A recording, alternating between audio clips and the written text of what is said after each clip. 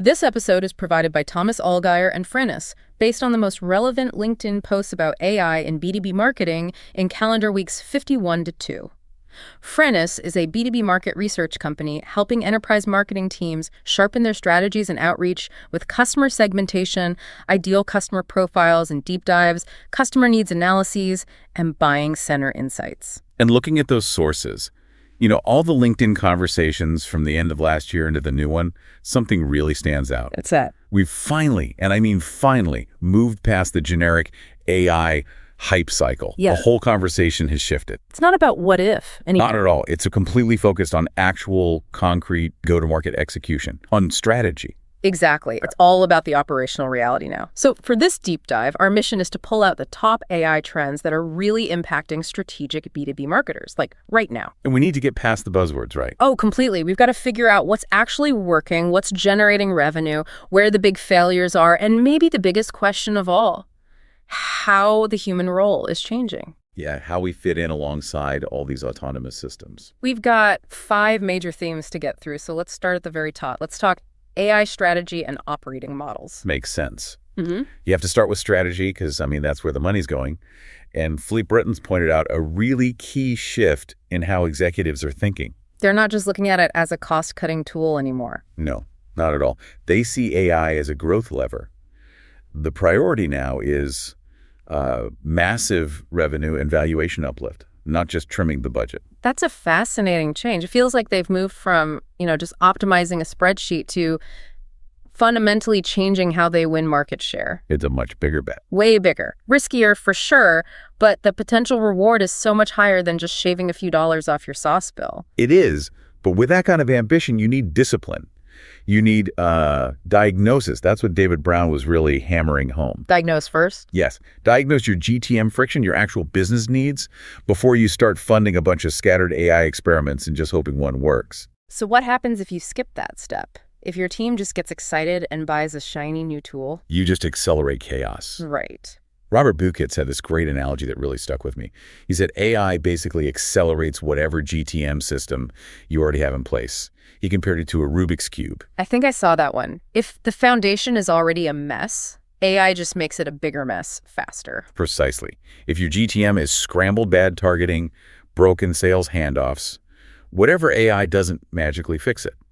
It just multiplies the error rate. It executes your bad strategy with machine speed. And that's not transformation, that's just catastrophe on an accelerated timeline. And we're seeing the data to back up that idea of catastrophe, which honestly should be a huge warning for anyone rushing into pilots right now. The numbers are pretty stark. Robert Bukitz cited research showing that roughly 95% of generative AI pilots show no measurable P&L impact. 95%. That is a shocking number. And it makes you wonder, right, if the tech just fundamentally flawed, or are we just using it all wrong? That's the question. Are we sure that failure rate isn't just because they picked the wrong KPIs or they were looking for ROI in the wrong places? Because 95% failure, that's just widespread waste. It's wasted effort for sure, but it's not wasted technology. The sources were really consistent on this. In 70 to 80% of those failures, it all comes down to execution friction. So poor data, no clear owner. Misaligned processes. The tech itself isn't weak. It's the foundation it's being built on. So it's not an LLM problem, it's a CRM problem. Exactly. And to really drive that point home, Craig Hansen brought up some MIT data. Sure. It contrasted generic AI projects with specialized ones. And the difference was? Night and day. The generic broad use projects, they succeed only 5% of the time. But the specialized ones, the ones built to solve one very specific GTM problem, they succeed 67% of the time. Wow. That completely changes the math for B2B leaders. It's not about finding one tool to do everything. No, it's about investing in hyper-niche, problem-specific AI. So the big takeaway here, then, is that operationalizing AI now is critical. I think Mahesh Iyer said that. He did, and David Edelman strongly reinforced it. The real competitive advantage won't come from just having the newest model. It's going to be won by your operating model, the systems, the data, the process. The system beats the tool. Okay, that makes perfect sense. Let's move from that high-level strategy down to the execution layer that's seen, well, frankly, the most hype and the most failure. AI SDRs. AI SDRs and sales automation. Okay, before we get into it, we have to address the elephant in the room. The AI SDR was supposed to be the replacement for human outreach. Is that actually what's happening? It's a lot more nuanced than that. The way they're being positioned now is more like specialized teammates for qualification and outbound, not wholesale replacements. So they're part of the team. Exactly. Yeah. I mean, Liam Sheridan mentioned tools like Gemini 3 for cold outreach, and Roman Cerny was talking about Gochberry AI for booking demos. The advocates, they really believe these agents will be a mandatory part of the tech stack very, very soon. And that potential is there. But let's talk about the immediate widespread mistake everyone made. Jason M. Lemkin called it out perfectly. Which was? So many companies just bought an AI SDR tool and turned it on, just like that. No thought about training or segmentation or integration. And the results of that spray and pray automation strategy were? Exactly what you'd expect. Predictable failure. And a whole lot of spam. Right. Kyle Assay saw failures because of just irrelevant personalization. The AI emailing existing customers instead of prospects. The response rates were near zero. I can imagine. And Stephen M. Lois and Matt Lush were even more blunt about it. They called them glorified mail merge, just automating spam at scale. Scaling mediocrity just gives you more mediocre results, but faster. So AI isn't the problem, but the old volume-based strategy is just dead. What's the successful counter strategy then? Precision. It's all about quality over volume now, using AI as a filter, not just a broadcaster. Okay, tell me more. Kyle Assay shared this great success story that really shows the flip. They started with a list of 1,000 accounts. But instead of just blasting all 1,000... No, didn't. No. They used the AI to narrow that list down to just 50. The absolute best fit, most qualified accounts for their human AEs to focus on. So the AI isn't a scaling tool for quantity, it's a precision filter for quality. That is a fundamental change in how GTM has worked for, what, a decade? It is. And the outcome? Let me guess. They got meetings. Immediate qualified meetings. They used AI to go narrow, not wide. And that kind of specificity must require some pretty complex orchestration behind the scenes. It does. Alan Rueckheim laid out a blueprint for it. He suggests mapping your entire SDR workflow and then assigning each specific task to its own AI agent. It's not one AI SDR, it's a whole modular team. Like a micro team of specialists. Exactly. You have a research agent digging up intel, a CRM agent logging everything and keeping data clean, and then a sequencer agent that actually manages the outreach. So you're replacing what slows reps down, the boring, repetitive stuff, not the reps themselves. That's the goal. Free them up for empathy, for judgment. And Ted Carter even showed off a GTM team he built with 16 different AI agents, all focused purely on precise account qualification. 16? That's like a digital orchestra. It is. And of course, an orchestra like that, with 16 different players, it completely falls apart if you don't have the right fuel. Which brings us to our third theme. The fuel. Yeah. Data, infrastructure, and measurement. This has to be the hidden ROI killer. I mean, Ayman Karur, Sandeep Gulati, they all confirmed it. Poor data quality and fragmented systems are the #1 reason these AI projects fail. Right. If the data is messy, the AI is basically just doomed to automate mediocrity. That's exactly what Sandeep Gulati warned. He said, fix your data hygiene before you invest in models, otherwise you're just pouring rocket fuel on a pile of garbage. It's a perfect analogy. So for people listening who are trying to integrate these new tools with their legacy systems, what's the architectural advice that's coming out? Jesper Ruiz had some specific advice for anyone building a complex GTM system. He recommended using a technical backbone like Supabase for things like lead scoring, something with real SQL capabilities. Over simpler tools like Airtable. Right. You just need that database integrity and speed to feed these complex multi-agent systems we're talking about. And that points to a bigger shift in MarTech, doesn't it? I'm seeing a lot of chatter that the role of the CRM itself is changing. It absolutely is. Stephen Bass and Galaga both made the argument that the CRM is becoming more of a passive data store. It's just the plumbing. It's not where the work happens anymore. No. The real-time deal work, the actual execution, that's moving to newer platforms where these AI agents can be autonomous and act on data instantly. The back office isn't where the action is. So if AI is changing how we work and where we work, it has to change how we measure success, right?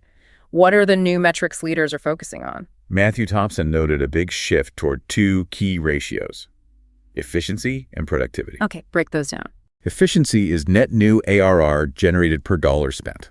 Simple as that. Are you getting a good return on the cost of the agents and the compute time? And productivity. Productivity is net new ARR per GTM full-time employee. Because if you've invested all this money in AI and your human team isn't generating significantly more revenue per person, Then what's the point? Exactly.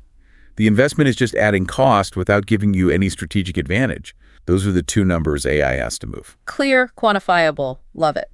Okay, let's pivot from the internal stuff to external visibility and content. Theme 4, content, visibility, and the human role. This feels like where things are really transforming. This is probably the biggest philosophical change for content marketers.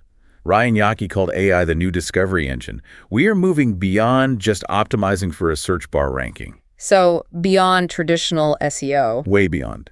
Marcus Sheridan actually predicted that AEO agentic engine optimization is going to be seen as more important than SEO, and soon. Why is that? Because the AI doesn't just care if you're ranked highly. It rewards you for being cited and trusted as the authoritative source by the models themselves. So AEO is about optimizing for machine comprehension, not just for human clicks.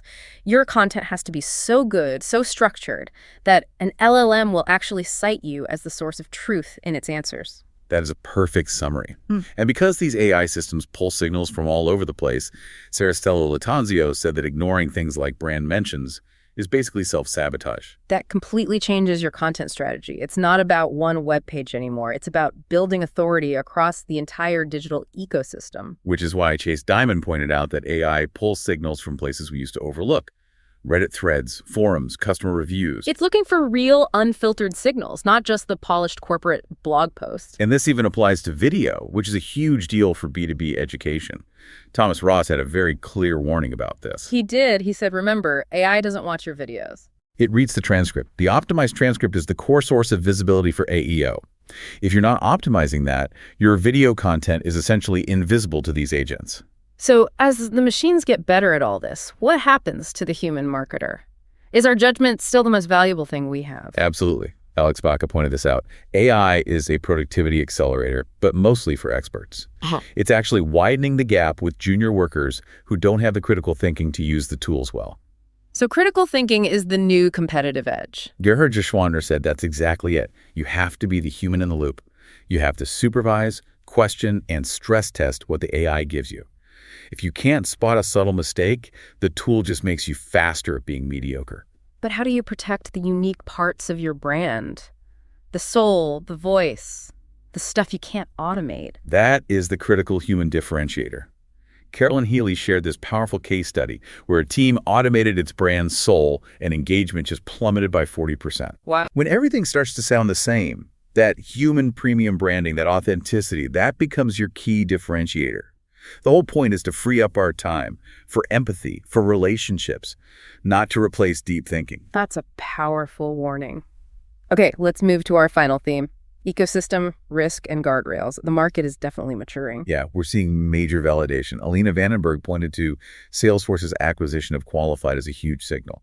It's boosting awareness around inbound AI SDRs in a big way. The toolkit is growing up. And with powerful new tools come powerful new risks, especially around data privacy. We need guardrails. Nicole Leffer gave a specific warning about consumer tools, reminding everyone to make sure that improve the model for everyone. Toggle is switched off in ChatGPT if you're handling any proprietary data. And what about internal risk management? Arkan Evalvanathan said you need two distinct AI zones. First, an innovation zone where risk is low and you can experiment. But second, you need a revenue execution zone where the guardrails, prompts, model settings, human review have to be incredibly strict, non-negotiable. That's a really practical framework. Let's finish up with the financial side of things. Jason M. Lemkin noted that AI is really changing how we perceive pricing. It is. It's a paradox. On one hand, replacing 10 SDRs with a $50,000 AI agent seems cheap. Right. But on the other hand, we're starting to expect core AI features to just be included in our existing platforms. So a small extra subscription fee for some minor AI feature can suddenly feel really expensive. It's the paradox of commoditization. We just expect the intelligence to be baked in now. Exactly. And Terry Zellin reminds us that the winning AI marketing stacks aren't the ones with the most tools.